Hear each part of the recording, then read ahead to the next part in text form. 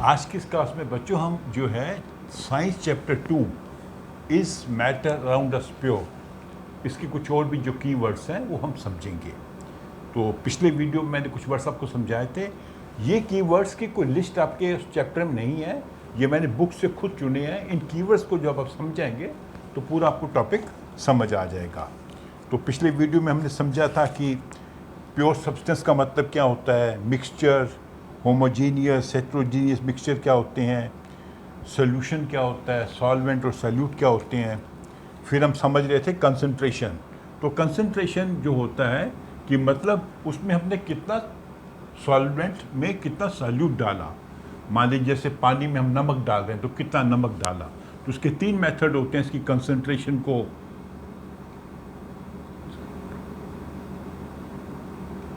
एक होता है कि मास कितना है सॉल्यूट का और मास कितना होता है सॉल्यूशन का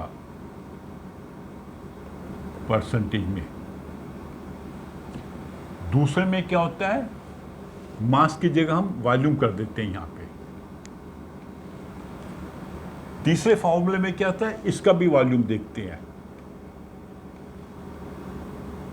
तो ये 3 फॉर्मूलों से हम किसी सॉल्यूशन का कंसंट्रेशन मेजर कर सकते हैं।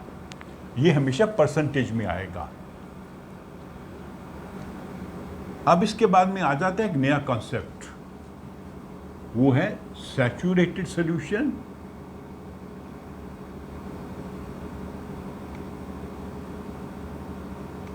And non saturated.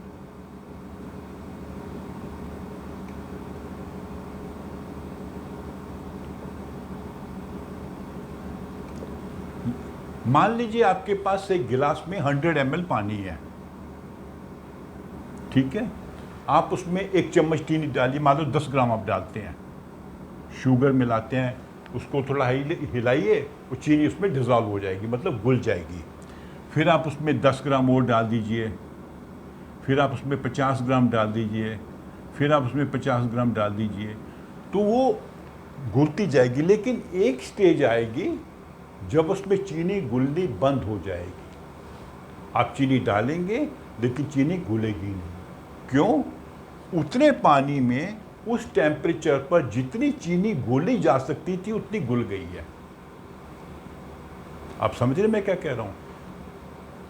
इतने पानी में उस टेम्परेचर पर जितनी चीनी घोली जा सकती है उतनी घुल गई है। अब उसके बाद चीनी डालेंगे तो घुलेगी नहीं। मतलब हम क्या कहते हैं कि अब वो सैचुरेट हो गया।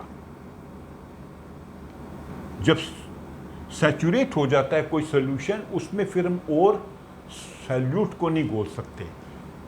मैंने आपको क्या बताया था, सॉल्वेंट जिसमें हम उसको घोल रहे हैं, मान लो यहाँ पे वाटर है, और सॉल्यूट जिसको घोला जा रहा है, शुगर। तो अगर 100 ग्राम पानी में हम चीनी घोल रहे हैं, कुछ स्टेज आएगी जब उसमें चीनी घुलनी बंद हो जाएगी, तो उसका मतलब है कि वो सैचुरेट हो गया। अब उसमें और चीनी नहीं घोली जा सकती। सैचुरेटेड सॉल्यूशन वो सॉल्यूशन होता है जिसमें उतना सॉल्यूट घोल दिया गया है जितना उसमें घोला जा सकता है। सैचुरेटेड सॉल्यूशन वो सॉल्यूशन है जिसमें उतना सॉल्यूट घोल दिया गया है जितना घोला जा सकता है। जितना उसमें डिज़ोल्व हो सकता है उतना डिज़ोल्व हो गया है, उसके बाद में डिज़ोल्व नहीं होगा, तो वो हो जाएगा सैचुरेटेड सॉल्यूशन। ठीक है।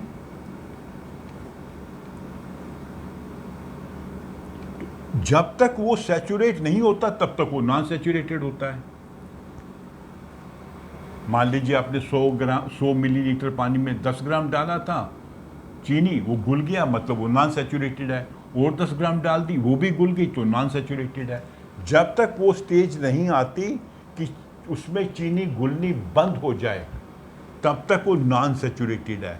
जब चीनी घुलनी बंद हो जाएगी वो हो जाएगा सैचुरेटेड सॉल्यूशन। तो ये एक्सपेरिमेंट आप किसी भी चीज़ से कर सकते हैं, चाहे आप उसमें नमक घोल रहे हैं या कोई और चीज़ घोल रहे हैं। ठीक है।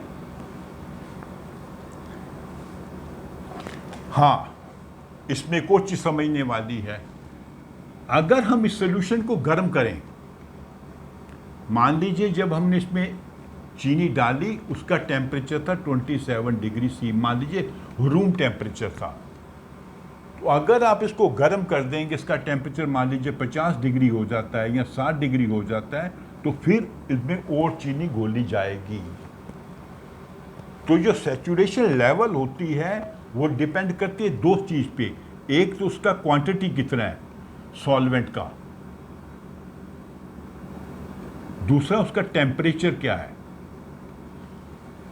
अगर ज़्यादा पानी डाल देंगे तो और चीनी घोली जा सकती है, अगर पानी नहीं डाल दे तो उसको गर्म कर दीजिए और चीनी घुल जाएगी। तो समझ आ गया आपको कॉन्सेप्ट। सैचुरेटेड सॉल्यूशन वो सॉल्यूशन होता है जिसमें उतना सैल्यूट घोल दिया गया है जितना घोला जा सकता है।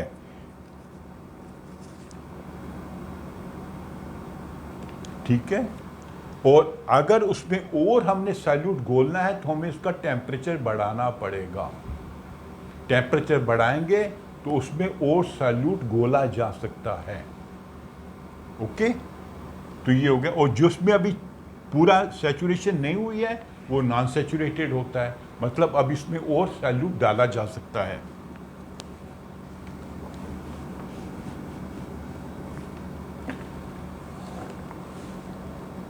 अभी हम आ जाते हैं एक और वर्ड पे, सस्पेंशन।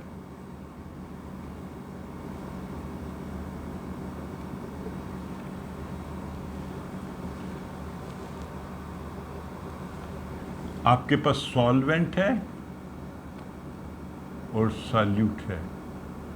अगर सॉल्यूट उसमें डिजॉल्व हो गया तो सॉल्यूशन बना, अगर डिजॉल्व नहीं हुआ, उसमें घुला नहीं, तो उसके जो पार्टिकल्स हैं उस सॉल्वेंट में तैरते रहेंगे।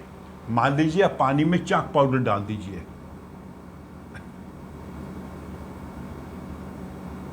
तो चाक पाउडर उसमें घुलेगा नहीं।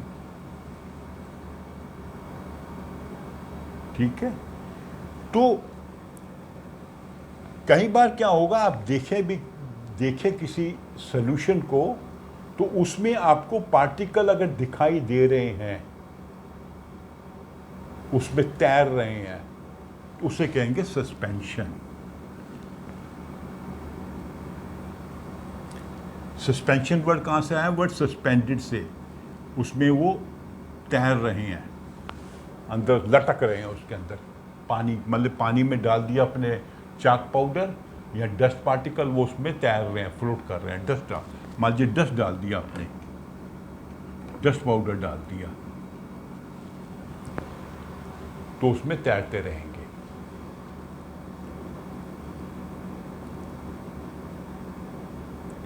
और ये पार्टिकल्स इतने बड़े होते हैं कि आपको दिखाई भी दे जाएंगे उसके अंदर। आप देखोगे ऐसे, आपको दिखाई दे जाएंगे। तो सस्पेंशन भी एक मिक्सचर है, ये भी एक मिक्सचर है दो चीज़ों का या तीन चीज़ों का या चार चीज़ों का, जिसमें जो पार्टिकल हमने उसमें डाले हैं सॉल्वेंट के, वो उसमें सस्पेंडेड रहते हैं, आपको दिखाई देते हैं। उसकी प्रॉपर्टीज़ क्या होती हैं सस्पेंशन की? पहली प्रॉपर्टी होती है ये हेटेरोजीनस होता है, हेटेरोजीनस मिक्सचर होता है। मतलब जो पार्टिकल्स हैं वो उस सॉल्वेंट में यूनिफॉर्मली नहीं फैले हुए। होमोजीनियस में होता है यूनिफॉर्मली, जैसे चीनी घोल दी तो सारे पानी में एक समान चीनी होगी, आप कहीं से भी उसको टेस्ट करें। लेकिन हेटेरोजीनियस में अलग अलग भागों में अलग अलग क्वांटिटी होगी, कहीं पे ज़्यादा कहीं पे कम। ठीक है, दूसरा क्या होता है, इसके पार्टिकल विजिबल होते हैं, आप उनको देख सकते हैं। तीसरा क्या होता है, अगर इसको आप छोड़ दें अनडिस्टर्ब, तो सारे पार्टिकल्स धीरे धीरे, सारे नहीं, कई पार्टिकल धीरे नीचे बैठ जाएंगे। जैसे मैंने आपसे कहा था कि पानी में मिट्टी डाल के रख दीजिए, उसको हिला दीजिए और मिट्टी सारे पानी में घुल जाएगी, फिर थोड़ी देर बाद देखेंगे बहुत सारी मिट्टी नीचे बैठ जाएगी। डस्ट पार्टिकल्स जो हैं, जो सैंड पार्टिकल्स हैं, वो नीचे बैठ जाएंगे, और जो फ्लोट करते हुए होंगे बहुत कम होंगे। जो बहुत बारीक पार्टिकल्स होंगे वो फ्लोट कर रहे होंगे, बाकी सब बैठ जाएंगे। ठीक है, तो इसका मतलब वो सेटल कर जाते नीचे, settle down when left undisturbed. मतलब उसको डिस्टर्ब नहीं करना, हिलाना नहीं है आपने पानी को। पानी में मिट्टी डाली है, रेत डाली है, पहले तो हिला दिया, वो सारे पानी में मिक्स हो गया, फिर उसको छोड़ दिया, धीरे धीरे बैठ जाएगी। और किस में होता है? हाँ, लाइट अगर डालेंगे इसके ऊपर तो लाइट डिस्पर्स होगी। पार्टिकल जो अंदर है पानी के अंदर, मान लीजिए पानी में रेत डाली हुई है, तो वो पानी के पार्टिकल से लाइट टकरा के रिफ्लेक्ट करेगी, डिस्पर्स होगी, स्कैटर होगी। लाइट जो है स्कैटर करेगी। लाइट बीम इसके ऊपर डालेंगे तो स्कैटर करेगी।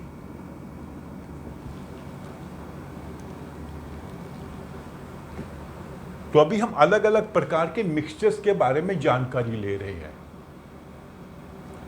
जहां पे सॉल्वेंट और सॉल्यूट होते हैं।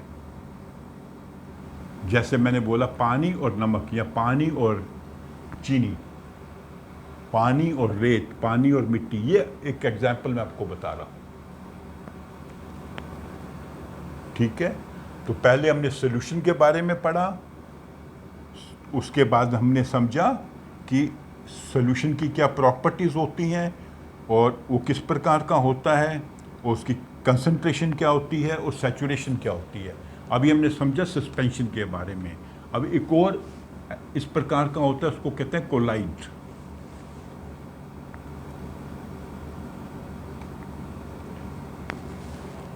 कोलाइड में भी हेट्रोजीनस होगा।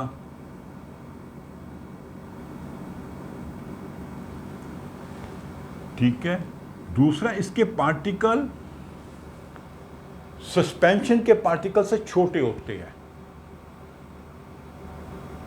ठीक है, पार्टिकल जो हैं छोटे होते हैं, smaller then in suspension. Suspension में जो पार्टिकल्स होते हैं उनसे ये छोटे होंगे, और ये भी लाइट को स्कैटर करते हैं। Light is scattered by the particles,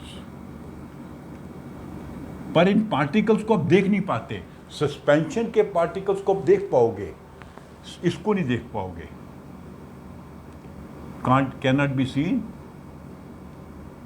cannot be seen by naked eye। आप उसको देख नहीं पाओगे। अगर आपके पास कोई देखने के लिए कोई इंस्ट्रूमेंट है तो देख पाओगे, अदरवाइज नहीं। नेक्ड आई मतलब बिना किसी सपोर्ट के नहीं देख पाओगे। इसमें एक बड़ा कॉमन एग्जांपल क्या होता है? Milk in water. मान लीजिए ग्लास में पानी है, उसमें 100 ml पानी है, उसमें मान लीजिए आपने 20 ml दूध डाल दिया या 10 ml दूध डाल दिया, तो सारा जो दूध, ये जो पानी आपको वाइटिश लगेगा, यूनिफॉर्मली वाइटिश लगेगा। सारा पानी हिला देंगे, यूनिफॉर्मली सारा वाइटिश लगेगा। ठीक है, और जो पार्टिकल के आपको दिखाई नहीं देंगे, लेकिन अगर आप टॉर्च से लाइट डालोगे तो उसकी जो लाइट रिफ्लेक्ट होगी, स्कैटर होगी, क्योंकि जो पार्टिकल्स हैं लाइट को रिफ्लेक्ट करेंगे, स्कैटर करेंगे, बिखरा देंगे।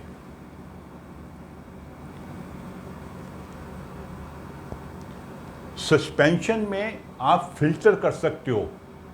मान लीजिए पानी में मिट्टी मिली हुई है, उसको फिल्टर कीजिए, वो अलग हो जाएगा। फिल्टर पेपर लगाइए कीप में, ऊपर से डालिए, मिट्टी ऊपर रह जाएगी, पानी नीचे आ जाएगा। इसको नहीं आप कर पाओगे फिल्टर। मान लीजिए दूध मिक्स किया हुआ है पानी में, तो दूध को फिल्टर करके निकाल सकते। इसको निकालने का अलग तरीका होता है सेंट्रीफ्यूगेशन। सेंट्रीफ्यूगेशन ये मेथड होता है जिसमें एक ट्यूब में डाल के पानी को या इस कोलाइड को बड़ी स्पीड से घुमाया जाता है। तो जब स्पीड से घुमाएंगे, जो बड़े पार्टिकल्स होंगे वो नीचे चले जाएंगे। हैवी पार्टिकल दूर चले जाएंगे, नीचे चले जाएंगे।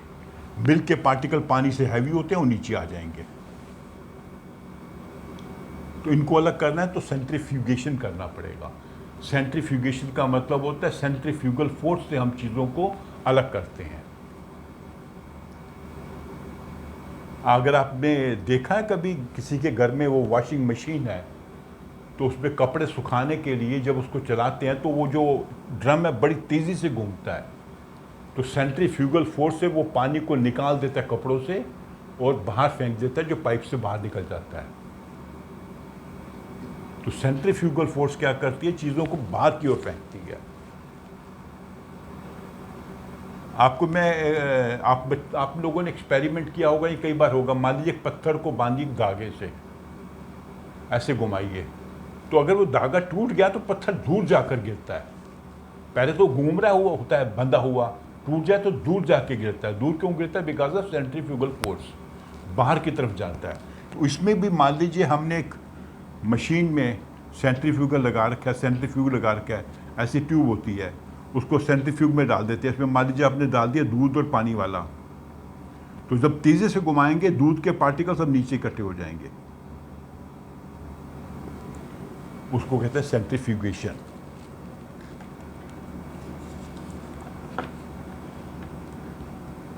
अच्छा, यहां पर एक दो टर्म और हैं, वो भी मैं आपको बता देता हूं, कोलाइड में वो यूज होती हैं।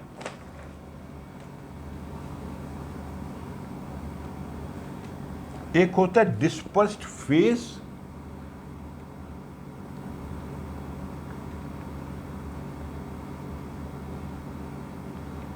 और डिस्पर्स्ड मीडियम।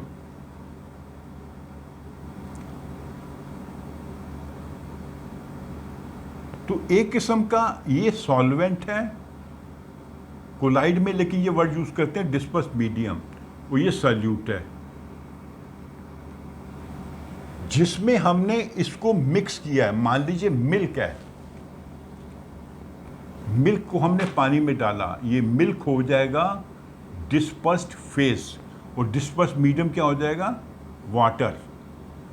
हमने 100 ग्राम पानी में मान लो 20 ग्राम दूध डाला है, ये वाटर है, ये मिल्क है। इसके मिलाने से ये कोलाइडल सॉल्यूशन बन गया। तो ये कोलाइडल सॉल्यूशन में दूध मिला हुआ है पानी में, पानी की मात्रा ज़्यादा है, दूध की मात्रा कम है। तो दूध की मात्रा कम है, इसको कहेंगे डिस्पर्स्ड फेज। जैसे सॉल्यूशन में कहा था हमने सॉल्यूट, और जिसमें हमने दूध मिलाया है उसको कहेंगे डिस्पर्स्ड मीडियम। इस मीडियम में इसको हमने डिस्पर्स किया, फैलाया है, पानी में हमने दूध को फैलाया है, मिक्स किया है।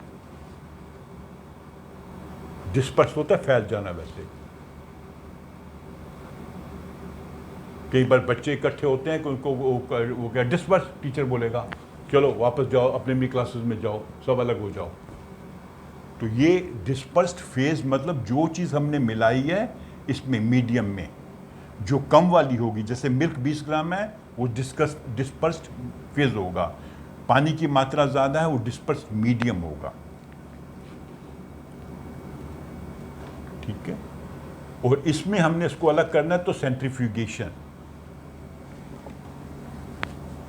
तो यहाँ पे हमारा टॉपिक ख़त्म हो जाता है। एक दो पॉइंट मैं आपको और समझा देता हूँ जो शायद बीच में छूट गए थे।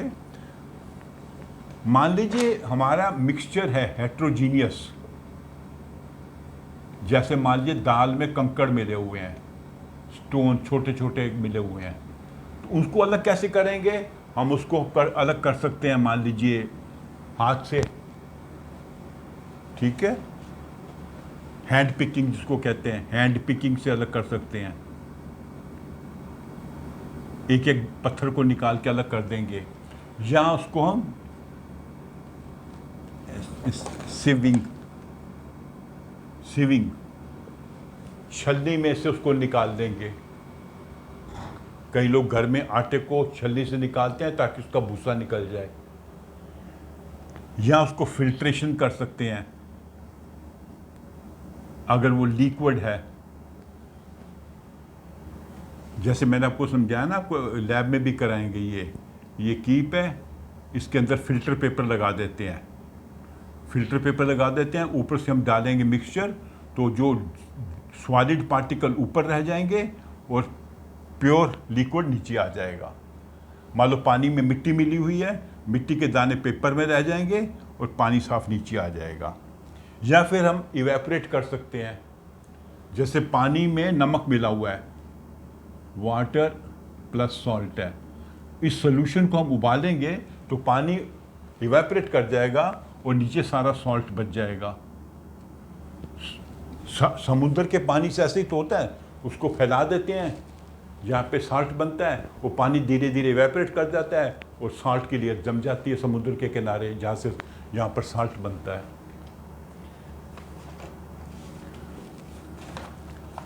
और 2 वर्ड और इसके साथ हैं, वो भी मैं इवेपोरेशन को लेके, वोलाटाइल सब्सटेंस, नॉन वोलाटाइल।